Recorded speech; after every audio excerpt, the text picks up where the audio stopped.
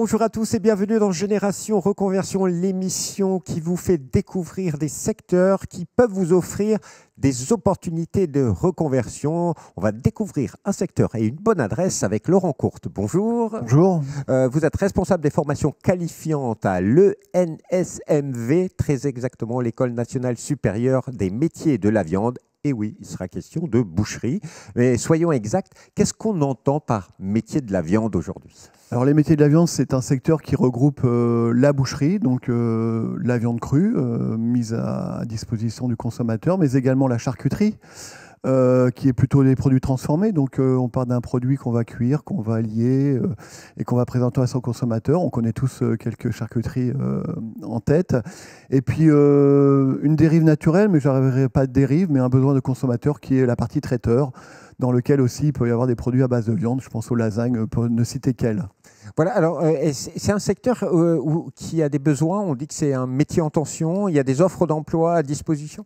Alors métier en tension, oui, depuis quelques années déjà. Métier en tension parce qu'il souffre de certaines idées arrêtées négatives, mais on en parlera un petit peu tout à l'heure.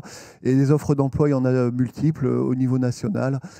Juste avant d'entrer en studio, je regardais les offres d'emploi qui sont parues sur France Travail. On doit être autour de 6 000 offres non pourvues dans le secteur de la boucherie de détail, de grande distribution, mais également de la charcuterie. Voilà. Donc des besoins de personnel, mais on va aussi parler de personnel qualifié, d'où ma présence aujourd'hui ici pour présenter également les formations pour accéder à ces métiers et ces emplois. Oui, donc quand vous disiez des idées reçues, parce que là, vous avez cité un bon nombre d'entreprises, il y a 6 000 offres d'emploi, que ce soit dans la grande distribution, que ce soit dans des petites structures à taille artisanale. Il y en a un petit peu pour tous les goûts, mais c'est quoi ces idées reçues sur, Alors les idées reçues, j'ai pu m'en rendre compte hier, tout simplement.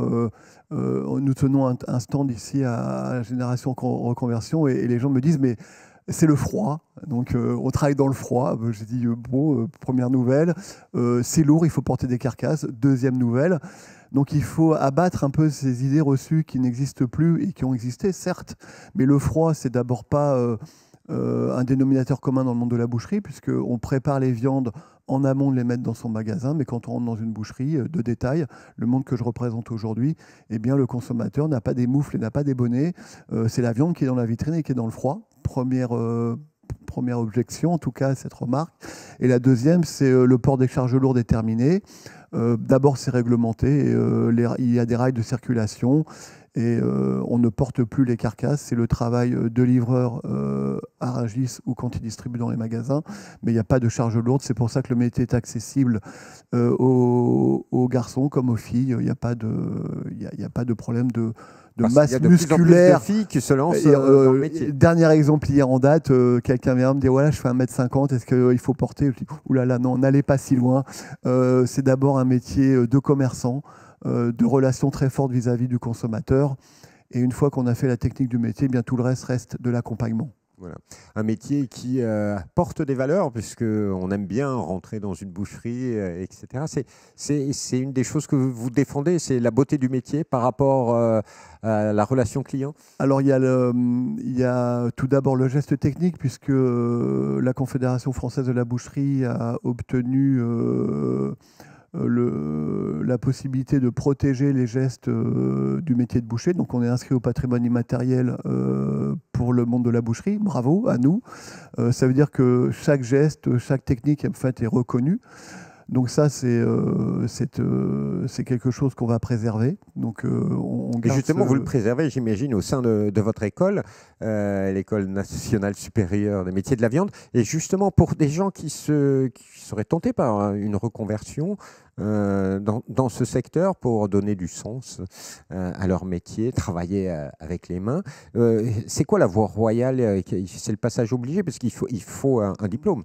Alors, le dénominateur commun de tout professionnel de la viande, c'est le travail de la carcasse. On va prendre quelques exemples. Vous recevez une carcasse entière. Vous avez faire les fonctions de désossage, donc enlever les os, de séparation, séparer les groupes musculaires.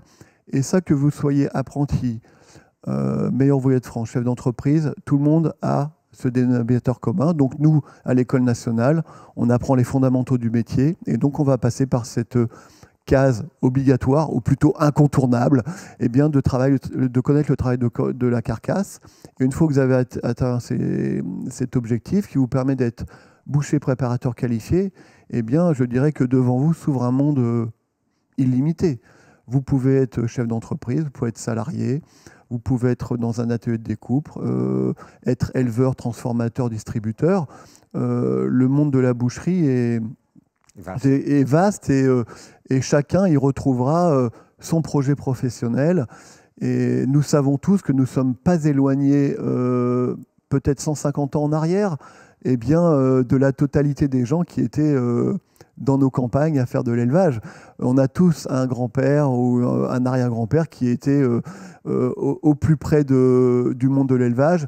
Et c'est souvent les nouveaux profils que l'on rencontre, non pas le retour aux sources, parce que j'aime pas le mot, il a quelque chose qui me dérange, mais en tout cas le retour à des besoins et des valeurs du consommateur qui dit je sais d'où vient ma viande, j'ai été l'acheter, je l'ai transformée avec un art de faire les choses. Hein. C'est important de se dire je suis porteur des gestes qui amènent le consommateur à apprécier ce qu'il va à manger. Savoir, le consommateur aime bien savoir que c'est oui. ce monsieur ou cette dame qui m'a préparé. C'est ce qui m'a théorisé un peu ma manière de voir le monde de la boucherie. Le boucher, il est leader local des produits locaux. Ça veut dire qu'il est l'expert sur sa zone. Et c'est un projet de personne. C'est-à-dire qu'on va chez son boucher pour la personne. On va chez Jérôme, on va chez Laurent, on va chez Daniel. Alors qu'un projet de marque, leader mondial des produits mondiaux, bah finalement, on va acheter l'iPhone 17 et on ne connaît pas le patron et on va chercher une marque. Et on ne sait pas qui l'a fabriqué. Et on ne sait pas qui l'a fabriqué. Donc le projet de personne, j'y suis très attaché. C'est très, très ancré chez le boucher. Voilà, c'est une des valeurs de tous ces métiers de l'artisanat. Alors, juste pour, si vous voulez en savoir plus, vous pouvez aller sur ensmv.com, le site de l'école. Mais est-ce que pour des personnes qui sont en reconversion, vous avez un programme spécifique? Alors, on a travaillé depuis un peu plus de 10 ans sur un programme de reconversion dédié aux adultes, en s'affranchissant des enseignements généraux qui n'intéressent pas les gens qui viennent en reconversion. Et notre programme est axé sur la démonstration, la reproduction. On vous fait voir les gestes, vous les reproduisez, avec une particularité atypique dans le monde de la formation, c'est que les 6 premières semaines dans nos parcours de formation, le lundi, le mardi, le mercredi, le jeudi, vous êtes en atelier et vous reproduisez les gestes et vous vous imprégnez des techniques bouchères pour que quand vous allez intégrer l'entreprise, eh bien, vous soyez en confiance, ce qui est important dans la reconversion. Vous changez de milieu, on le voit sur les visages. Quelqu'un qui vient à la reconversion ne sait pas ce qui va lui arriver, il découvre tout. Nous, on le sent et on a besoin de rapidement les projeter dans le monde professionnel de la boucherie en mettant un programme dédié à la reconversion, ce qui n'est pas le cas des CAP, qui ont une alternance de 1 jour à l'entreprise, 2 jours au CFA. Nous, c'est 6 semaines au démarrage. Allez, soyons une cartouche, beaucoup de poudre qui ne va pas très loin, mais qui les emmène en confiance. Et quand ils vont intégrer l'entreprise, bonjour, tu as été à l'école, fais-moi le cuisseau de veau. Pas de problème, patron, j'en ai fait à l'école. Voilà. Et c'est bénéfique pour tout le monde. Un programme dédié pour vous à l'École nationale supérieure des métiers de la viande si vous voulez vous reconvertir avec un secteur qui, vous l'avez entendu, offre aujourd'hui, en ce moment même, près de 6000 offres d'emploi un petit peu partout en France. Et pour terminer cette émission, s'il y avait un conseil à donner à des personnes qui sont en reconversion, pas forcément dans le secteur de la boucherie, charcuterie, traiteur, mais ce serait quoi votre conseil ? Je dirais qu'aujourd'hui, nous vivons plusieurs révolutions. On a vécu la révolution industrielle, de l'énergie. On a une révolution numérique qui arrive dont on ne connaît pas l'issue. Personne n'est visionnaire au point de savoir où tout ça nous emmène. Il y aura du bien, il y aura du mal, comme toute révolution industrielle. Mais aujourd'hui, je serais tenté de dire aux personnes qui veulent se reconvertir, choisissez un métier à forte valeur ajoutée, non délocalisable, non remplaçable par une machine, avec toujours la possibilité de progresser.